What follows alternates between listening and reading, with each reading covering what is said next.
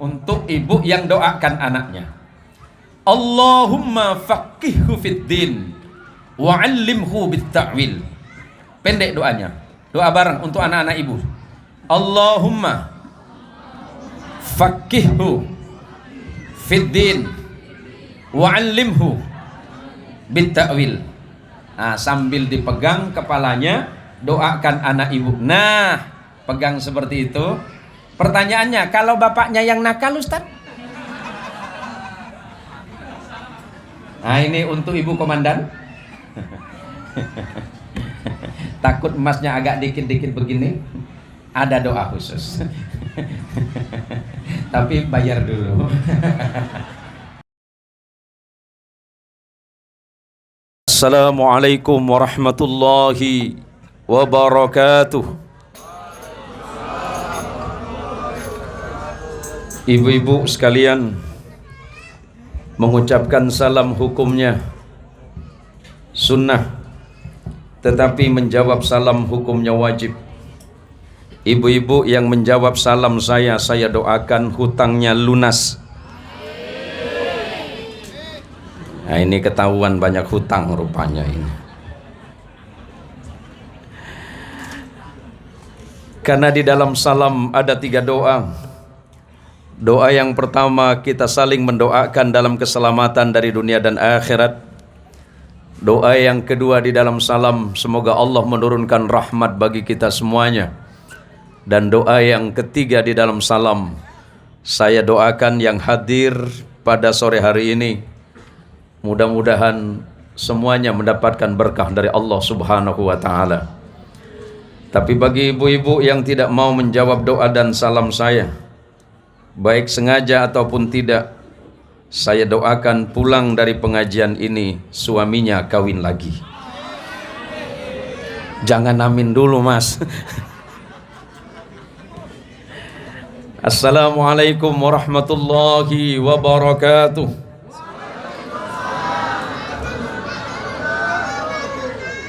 Dan untuk saudara-saudaraku yang berkenan hadir walaupun Anda berbeda iman, saya ucapkan selamat sore dan selamat berbahagia.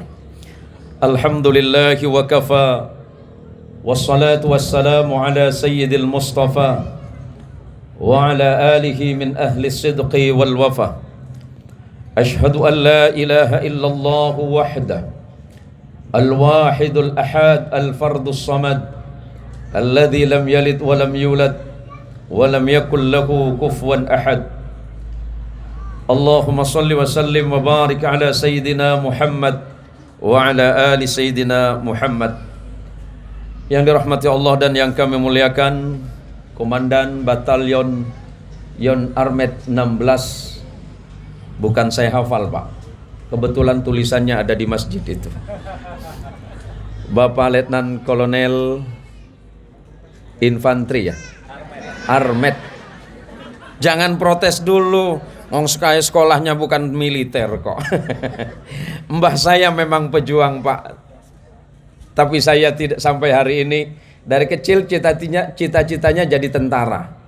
Tapi ternyata mbah saya bilang, kamu ceper, nggak cocok jadi tentara. Tapi alhamdulillah gara-gara saya nggak jadi tentara, sore hari ini saya bisa marahin seorang letnan kolonel.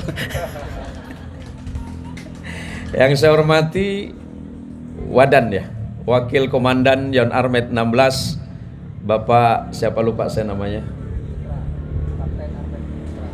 Kapten Armet Dwi Putra beserta ibu, para perwira, para bintara dan para tamtama, serta ibu-ibu sekalian, ibu-ibu Persit, para jamaah sekalian yang berbahagia. Apa kabarnya Anda sore hari ini? Apa kabarnya sore hari ini? Apa kabarnya para tentara-tentara pilihan Allah? Berbahagialah dan berbangga hati. Anda dipilih oleh Allah untuk menjaga sebuah negara besar yang bernama Negara Kesatuan Republik Indonesia. Dan yakinlah, tanpa tentara nasional Indonesia tidak akan pernah merdeka.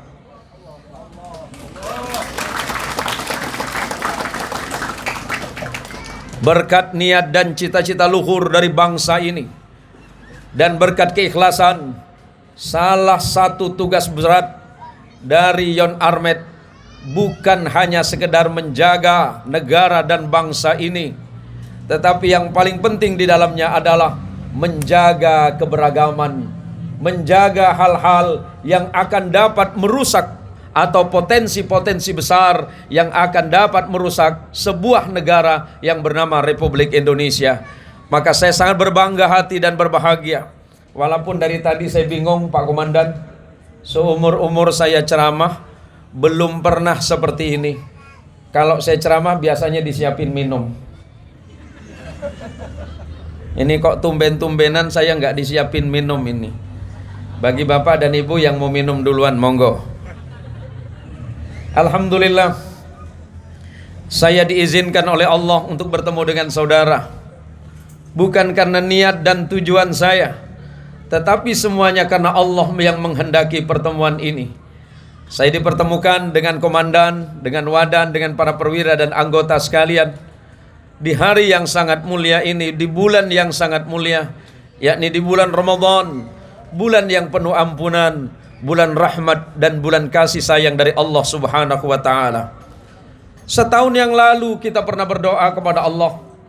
Ketika Ramadan telah berlalu, kita berharap kepada Allah, Allahumma ballighna Ramadan al-atiyah.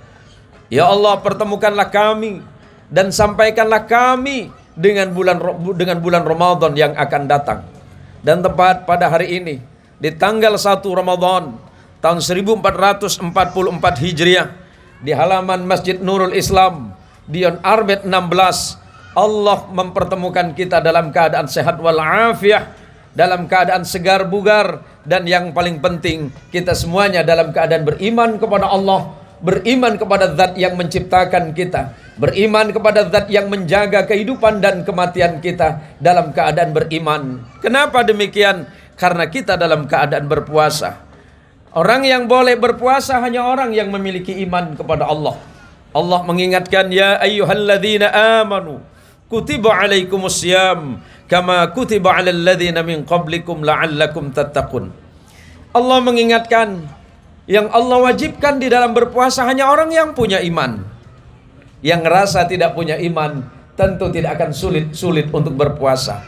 Saya ingatkan, kenapa dalam ayat ini Allah menggunakan kata umat terdahulu.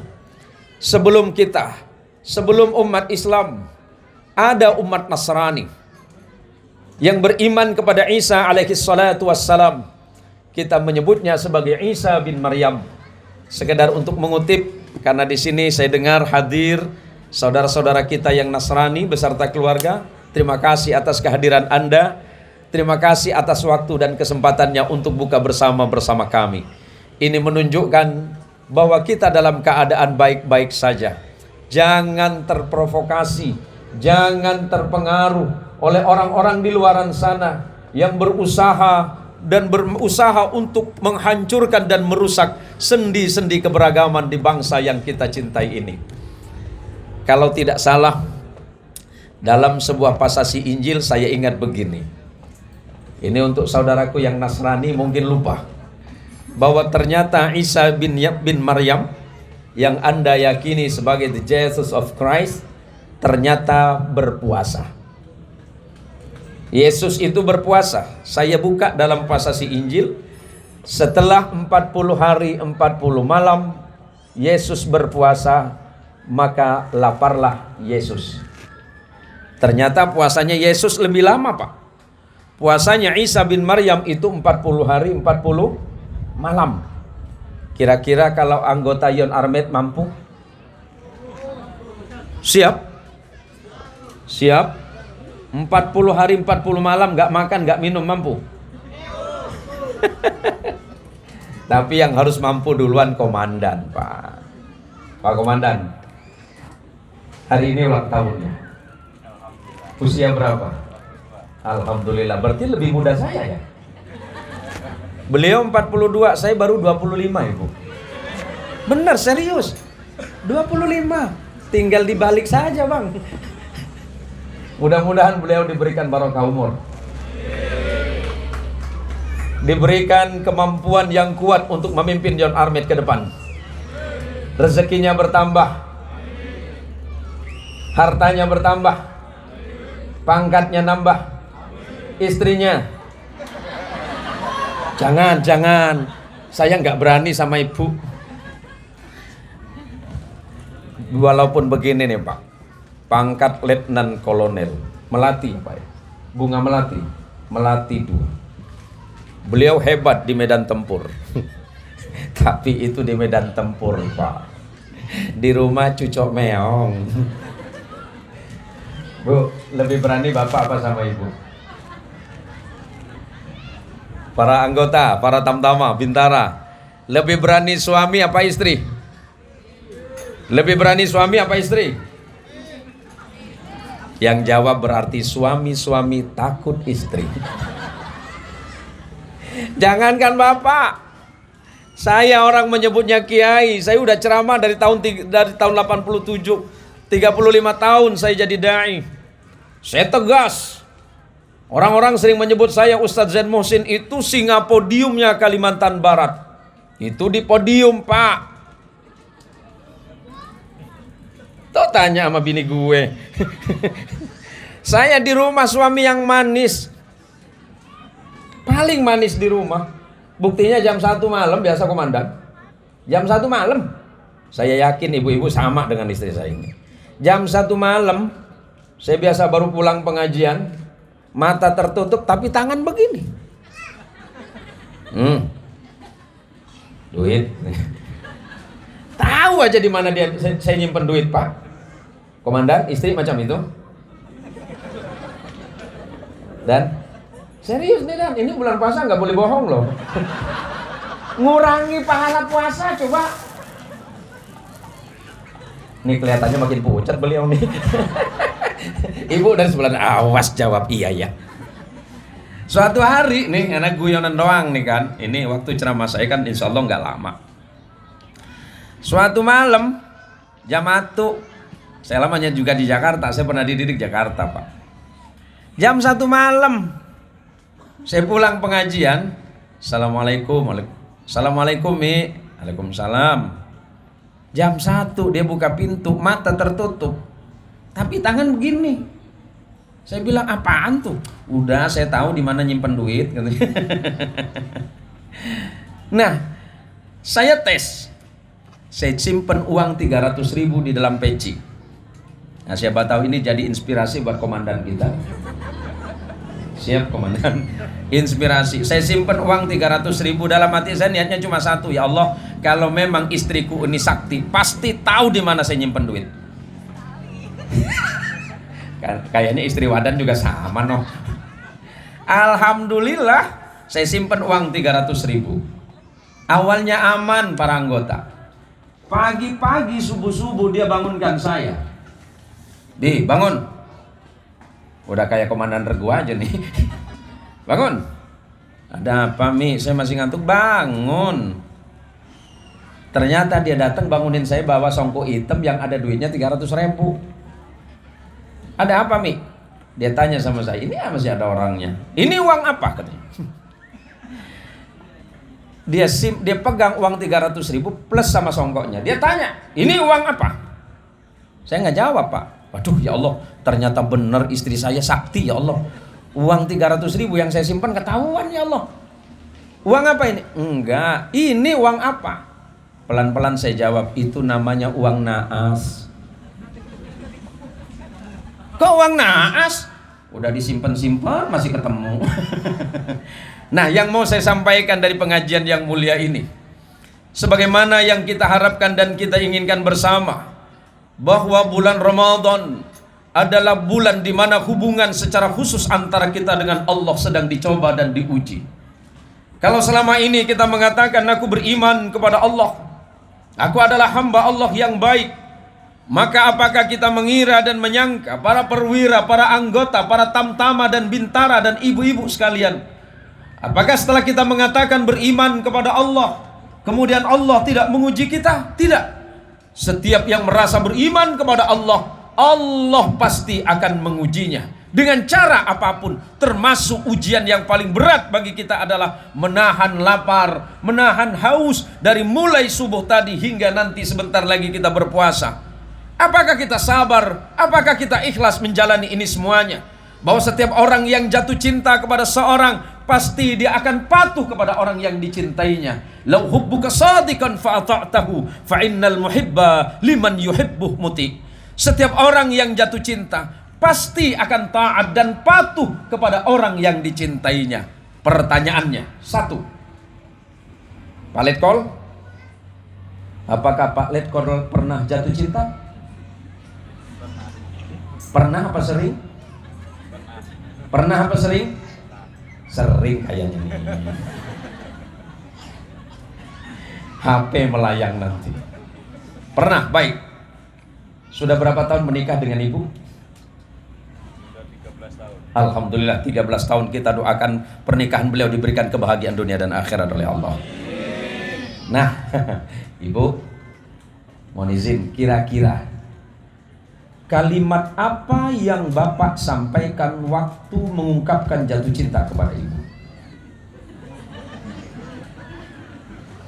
Kira-kira nih,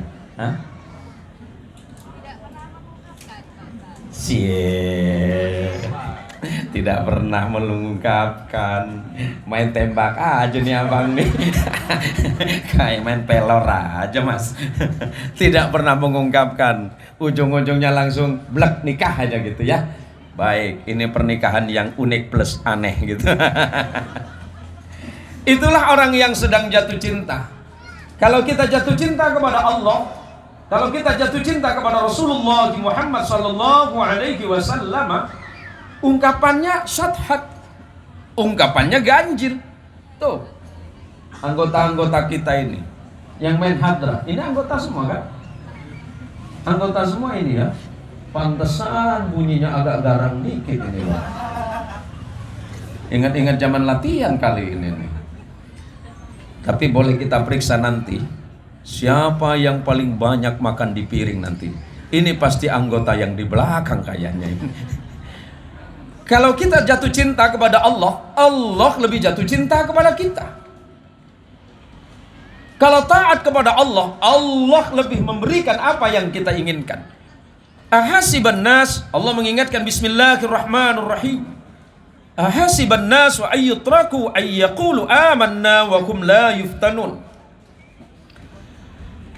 Adakah manusia itu mengira dan menyangka, kata Allah, setelah mereka mengatakan beriman kepada Allah, aku beriman kepada Tuhan yang Maha Esa, yang Maha Kuasa, kemudian Allah membiarkan mereka? Tidak. Karena setiap orang yang beriman kepada Allah Tuhannya, dia pasti dan harus diuji. Ujiannya banyak. Kita sedang diuji lapar, kita sedang diuji haus, kita sedang diuji sabar, kita sedang diuji ikhlas. Kenapa harus ikhlas? Puasa adalah ibadah yang paling rahasia. Salat bukan ibadah rahasia. Zakat tidak rahasia. Haji bukan ibadah rahasia. Tetapi ibadah yang paling rahasia adalah puasa, komandan. Dalam hadis qudsi Allah mengingatkan, hadis qudsi itu begini saudara. Dia adalah firman Allah, tetapi redaksinya dari Rasulullah. Itu disebut hadis qudsi. Allah mengingatkan, as-sawmu li wa ana ajzi bih. Puasa itu milikku, kata Allah, dan akulah yang paling pantas membalas puasa bagi orang-orang yang berpuasa. Apalagi dalam suasana kita sedang berpuasa, Yon Armed menggagas satu acara, yakni memberikan santunan kepada anak-anak yatim. Kalau tidak salah yang di sebelah sana ya. Anak-anak yatim, mudah-mudahan rezeki yang Anda berikan semuanya menjadi rezeki yang terbaik di hadapan Allah Subhanahu wa ta'ala. Apa kata Nabi? Ana wa kafilul yatimi hakadah. Ini untuk ibu-ibu yang menyisihkan uang, yang menyisihkan rezeki untuk anak yatim. Rasulullah memuji Anda semua. Apa kata Nabi? Ana wa kafilul yatimi hakadah. Aku dan orang-orang yang menyantuni anak yatim seperti ini. Wa asara bis sababi wal wusta. Kemudian Rasulullah memberikan isyarah jari telunjuk dan jari tengah. Siapapun hari ini yang menyiapkan santunan untuk anak yatim, meringankan beban hidup mereka, mengurangi kesedihan mereka dengan cara berbagi kepada mereka, janji Nabi, aku akan bersama kalian yang menyantuni anak yatim seperti ini nanti di surga, seperti jari telunjuk dan jari tengah. Wa farraja bainahuma. Kemudian Rasulullah merenggangkan keduanya. Jarak Anda semuanya yang memberikan hartanya, yang menafkahkan hartanya untuk anak yatim, kelak di surga seperti ini posisinya bersama Rasulullah Muhammad sallallahu alaihi wasallam. Anda tidak akan rugi. Anda tidak akan miskin karena berinfak di jalan Allah. Anda tidak akan bangkrut gara-gara berinfak. Baik infak untuk masjid, infak kebaikan, salah satu di antaranya berinfak untuk anak yatim. Dan sebagai bekal untuk para tentara, untuk para perwira, para bintara dan tamtama. Apa yang harus diperbaiki pada bulan ini kata Rasulullah Muhammad sallallahu alaihi wasallam? Yang pertama, perbaiki salatmu. Perbaiki salatmu. Nah, ujiannya mulai malam ini. Terutama yang jadi imam tarawih. Siapa yang jadi imam tarawih biasa? Siapa yang jadi imam masjid kita? Dari anggota juga? Siap. Jadi imam. Sudah berapa lama jadi imam di sini? 3 tahun. Alhamdulillah. Pangkat apa? Prajurit 1. Mau jenderal enggak? Amin. Tapi jangan lewatin komandan dong. Komandan doakan kita, doakan mudah-mudahan cepat jadi jenderal. Ujian imam, ujian makmum. Saya sendiri Bu, saya di Pontianak salah satu imam yang paling tidak laku di Pontianak. Kenapa begitu? Dan mulai dari takbir, ibu-ibu udah ngeri semuanya. Siapa imam malam ini? Tuan Guru Zen Mohsin. Lama ini. Mulai dari sholat saya lihat ke belakang. Sholat itu sama dengan inspeksi pasukan imam. Pak Komandan, sama dengan Anda ketika inspeksi pasukan. Sama dengan imam inspeksi ke belakang. Lihat, siapa yang makmum kita? Apakah orang tua semua? Apakah anak muda semua? Apakah orang mukimin semua? Apakah orang musafir semua? Dari situlah imam menentukan apakah sholat cepat atau lambat. Maka kata Nabi SAW, adillah ketika kalian sholat berjamaah, jangan terlalu cepat, juga jangan terlalu lambat. Makanya ibu-ibu di kota saya paling tidak suka kalau saya jadi imam. Mulai takbir ibu udah mulai ngeri. Allahu Akbar. Ibu komandan colek di belakang. Pulang. Ngapa pulang? Lama. Ini sholat medam nih. Tahu medam Pak Komandan? Bahasa Melayu medam itu lamanya lama. Yang laku kalau jadi imam ya seperti Pak Wadan, kecepatan sholatnya 360 km per jam. Mulai dari takbir macam peluru dia sholat. Padahal kalau jadi imam itu pilihannya 3 dalam membaca ayat. Cara membaca ayat itu untuk imam-imam masjid kita. Cara membaca ayat itu 3. Satu namanya tartil, warattilil Qur'ana tartila. Bacalah oleh kalian Al-Quran dengan bacaan tartil. Seperti apa? Alhamdulillahi Rabbil Alamin. Itu tartil. Yang kedua tadwir. Alhamdulillahi Rabbil Alamin. Tadwir. Yang ketiga hadar. Seperti apa hadar? Hadar itu kecepatannya tak jelas. Allahu Akbar. Bismillahirrahmanirrahim. Alhamdulillahirrahmanirrahim. Amin. Itu namanya hadar. Dan itu paling laku di Indonesia itu. Ini nampaknya para tentara sama rupanya ini. Ditanya, "Mau kemana bang?" "Bang, kalau sholat jangan cepat-cepat." Imamnya jawab, "Ini baru 80 bang, tapi tikungan 100 itu." Maka hati-hati para imam. Lihat ke belakang, siapa makmum Anda? Makmum Anda itu yang menentukan seperti apa sifat sholat Anda, terutama yang tarawih ini. Yang kedua, kata Rasulullah Sallallahu Alaihi Wasallam, ketika Ramadan tiba, perbaiki bacaan Quranmu, karena bulan Ramadan adalah bulan di mana Allah menurunkan Al-Quran. Allah menjelaskan, Bismillahirrahmanirrahim, Syahrul Ramadan alladzi unzila fihi Al-Quran hudan linnasi wa bayyinatin minal huda wal furqan. Bulan Ramadan adalah bulan di mana Rasulullah sallallahu alaihi wasallam pertama kali mendapatkan wahyu dari Allah pada tanggal 17 bulan Ramadan, pada usia beliau ketika 40 tahun. Yang ketiga, ketika masuk Ramadan, kata Nabi, perbaikilah sedekahmu.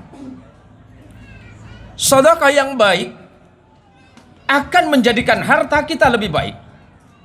Sama halnya dengan salat yang baik akan menentukan kualitas iman dan takwa kita kepada Allah. Maka saya sangat bangga dan senang hati ketika para jamaah dan teman-teman bisa duduk bersama-sama di antara kita semuanya. Para teman dan sahabat kita dari komunitas non-muslim yang hadir, terima kasih atas kehadiran Anda, dan mudah-mudahan kita bisa merawat keberagaman. Perbedaan itu tidak perlu dibesar-besarkan, yang harus kita kedepankan adalah persamaan. Maka insya Allah Yon Armet ke depan akan menjadi salah satu contoh yang baik bagi masyarakat yang ada di sekitar, bahwa Islam yang beragam, Islam yang berbeda dalam artian berbeda hal, ternyata ada di satu tempat yang bernama Yon Armet 16. Tepuk tangan untuk Yon Armet semuanya. Penting bagi kita untuk menggagas bagaimana kita bersama-sama walaupun kita berbeda, karena perbedaan itu adalah rahmat besar dari Allah Subhanahu wa taala. Walau syaa rabbuka la amana man fil ardi kulluhum jami'ah, kata Allah. Seandainya Allah Tuhanmu mau, maka niscaya mereka semuanya di dunia ini semuanya beriman kepada Allah. Apakah karena mereka tidak beriman kepada Allah lantas kemudian kita membenci mereka? Tidak. Jangan sampai karena kita berbeda iman menyebabkan kita saling membenci. Jangan karena kita beda dalam cara ibadah menyebabkan kita tidak saling suka di antara kita. Justru berbeda itu adalah keinginan dan kehendak dari Allah. Maka perbedaan-perbedaan yang ada harus menyebabkan kita saling bersatu di antara sama lain. Harus saling menghormati, menghargai, saling mengasihi, bukan saling membenci di antara sesama. Itulah salah satu fungsi kita melaksanakan puasa Ramadan, agar dapat mengendalikan hawa nafsu, mengendalikan ego, mengendalikan rasa marah, mengecilkan rasa benci. Tapi yang kita kedepankan adalah rasa saling menghargai di antara sesama hamba-hamba Allah. Allahumma sholli ala Muhammad. Allahumma sholli ala Muhammad. Allahumma sholli ala Sayyidina Muhammad. Berapa menit lagi waktu saya ini?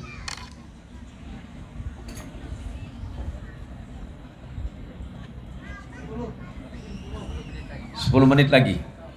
Lebih cepat lebih baik sebenarnya, dan kalau komandan enak aja di bawah. Ini udah mulai kering, dan tapi nggak apa-apa, dan tidak apa-apa. Ceramahnya nanti saya potong, tapi amplopnya jangan dipotong. Saya ceramah di mana-mana tidak biasa terima amplop itu, dan saya ceramah tidak biasa mikirin amplop. Ngapain mikirin amplop? Karena sudah dipikirin sama Letnan Darmansyah. Mana tuh orang? Jangan bilang kau. Kebetulan beliau orang dari Makassar ini. Ayo di Kareba. Bye-bye Madecing. Ini tampaknya ini banyak yang berbeda etnis kita. Yang Jawa, mana yang Jawa? Yang Jawa mana ada Jawa? Pripun kabare? Tapi alhamdulillah. Yang Sunda ada? Sudah nanya tuh. Alhamdulillah. Kenapa Akang bisa terdampar di sini? Rezeki. Alhamdulillah. Yang Madura ada Madura? Beda. Hah? Ayo mah. Wah. Pada ban gula pada celeng apa nih kak?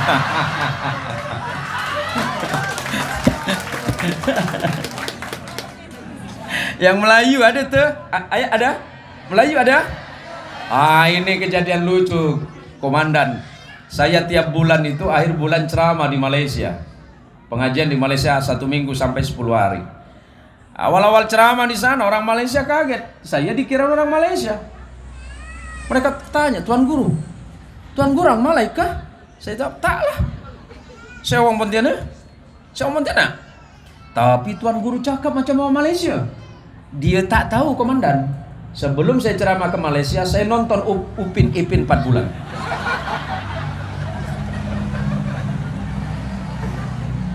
Bangga mereka. Mereka tanya, Tuan Guru, orang Malay? Saya jawab, tak lah, saya orang Pontianak. Tapi cakap macam orang Malay. Dia tak tahu kalau saya orang Madura, Pak. Tuh, belajar yang benar. Besok-besok tak angkat sampean itu. Jadi Kopral Jenderal. Kan belum ada dalam sejarah. Yang ada Brigjen lah, sampean tak kasih Kopral Jenderal.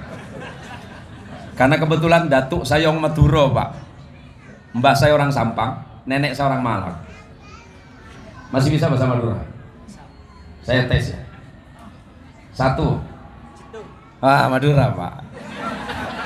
2. 3. Baik. Merah. Hijau. Positif.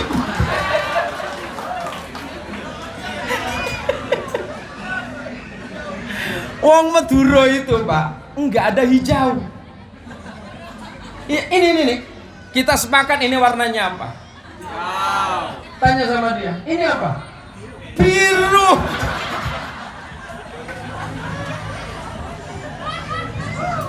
Satu lagi. Itu ibu-ibu pakai kerudung kuning. Kuning bahasa Maduranya koneng. Positif.